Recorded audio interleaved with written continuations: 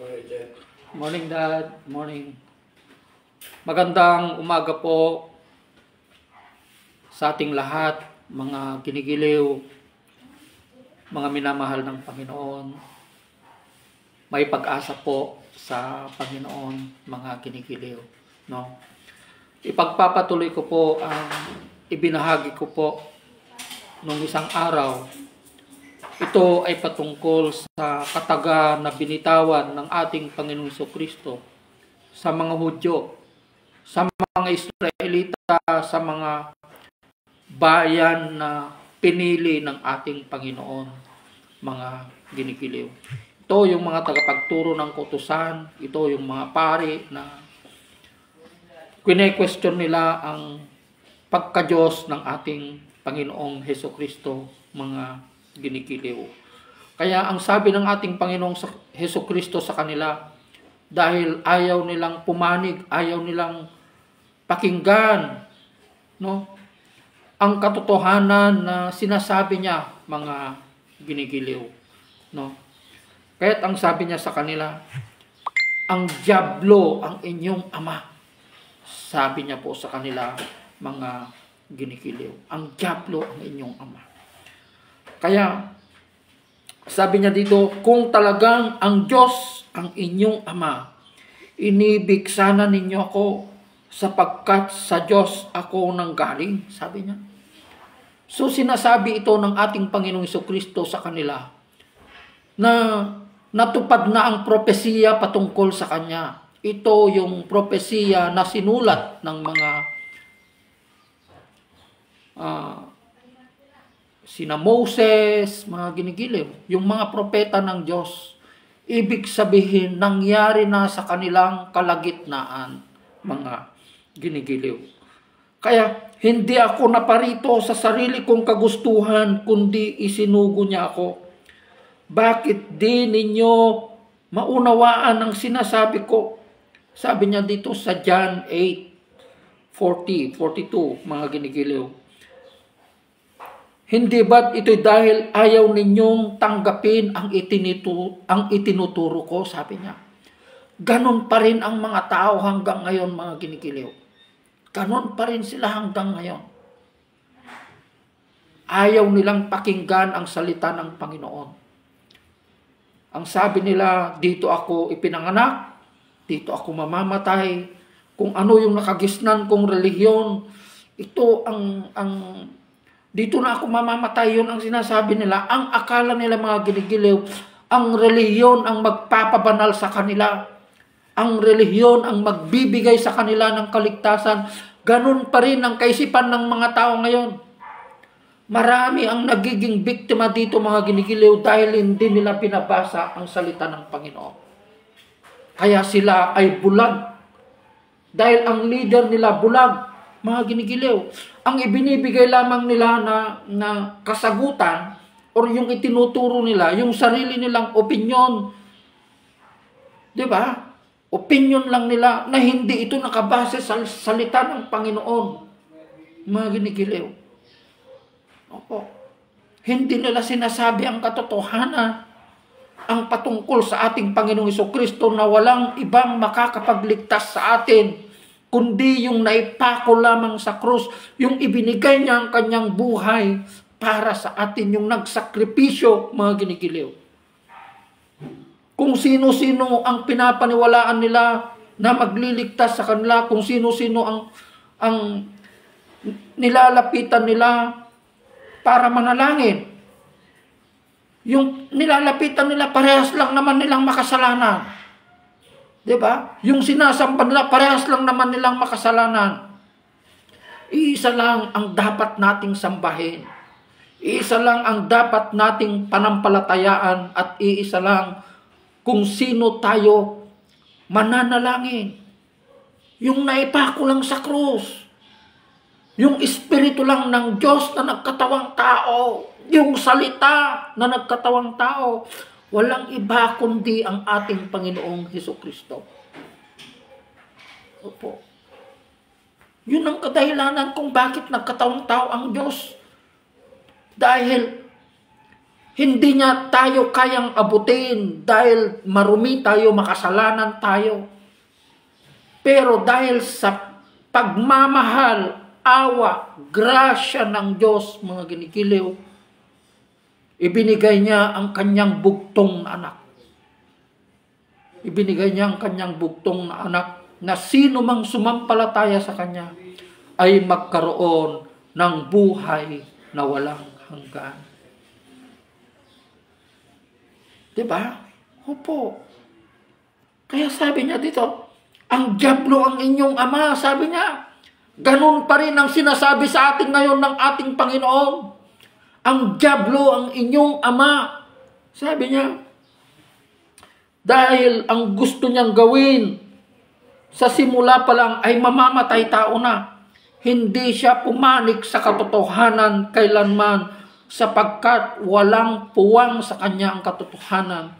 Ang katotohanan na ito na sinasabi ng ating Panginoong Jesucristo, walang iba kundi ang kanyang salita. I encourage everyone, basahin po natin upang malaman po natin ang katotohanan. And the truth will set us free. Parang hindi lang tayo mabubuhay sa ritual at alituntunin ng relihiyon, mga ginigiliw, na hindi makakapagligtas sa atin ang relihiyon na yan. Dalawa lamang ang sinabi niya patungkol sa relihiyon. Ito ay patungkol sa ating Panginoong Jesucristo sa 1 Corinthians 3:16 na ang relihiyon na ito ay walang iba kundi ang ating Panginoong Jesucristo.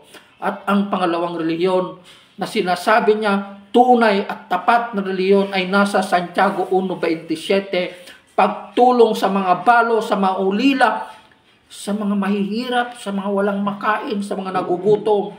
Kapag ginagawa natin ang lahat ng ito, sumasampalataya tayo sa ating Panginoong Jesucristo na siya ang tunay na relihiyon. Tayo ang totoong relihiyon. Yun ang sinasabi niya dito sa salita ng Panginoon, mga ginigiliw. Di ba? Kaya, maraming biktima. Napakaraming biktima. Ang nagiging biktima dito, mga ginigiliw, yung mga nagsasabi pa na sila ay matatalino, mataas ang pinag-aralan. Oo. Pero ayaw nilang pakinggan ang katotohanan. Ang katotohanan ay ang salita ng Panginoon. Ayaw nila. Oo. Ang pinapanigan nila, ang pinapaniwalaan nila, kung ano lamang yung ipinapakain ng mga nagtuturo sa kanila. Hindi naman nila sinusuri ang salita ng Panginoon. Dapat basahin po natin kung totoo yung sinasabi niya. Para makita po natin, malaman natin ang katotohanan, mga ginigiliw, na hindi lang tayo nakabase sa ritual at alituntunin na itinuturo ng relihiyon natin na hindi naman makakapagligtas sa atin, na hindi naman makakapagpabanal sa atin. Alam niyong nagpapabanal sa atin at makakapaglinis sa atin? Salita lamang ng Panginoon. Yun ang sinabi niya sa John 15:3. Nilinis na kita sa pamamagitan ng aking salita. I have already cleansed you by the word and by the teachings I have spoken to you. Mga ginigiliw, yun ang katotohanan. Walang iba kundi ang ating Panginoong Jesucristo.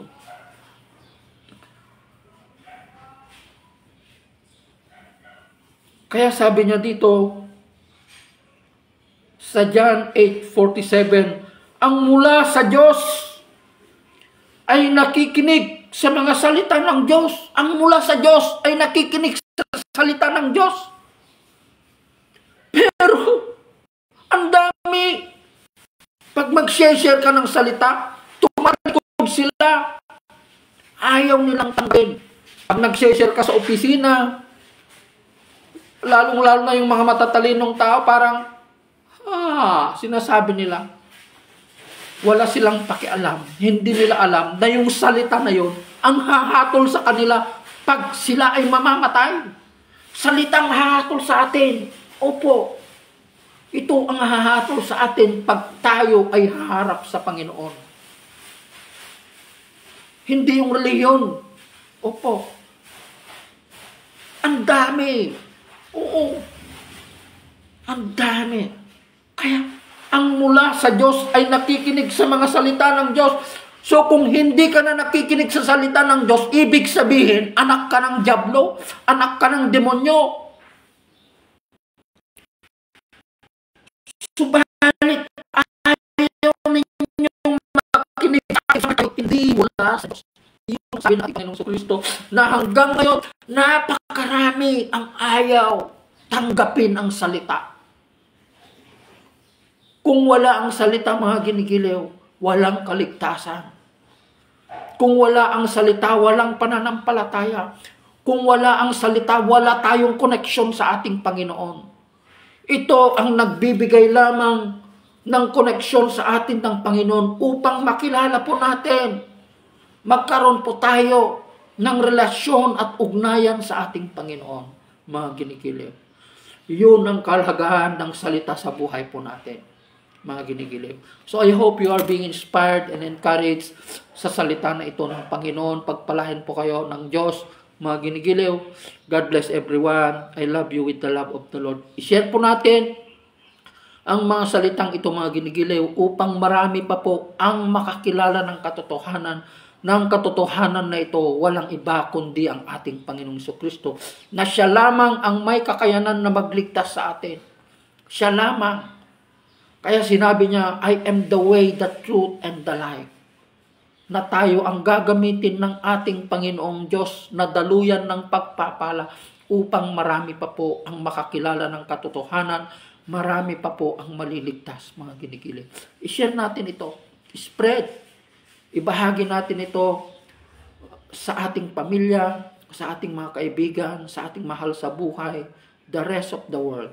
God bless everyone. Maraming salamat po. Pagpalain po kayo ng salita ng Panginoon.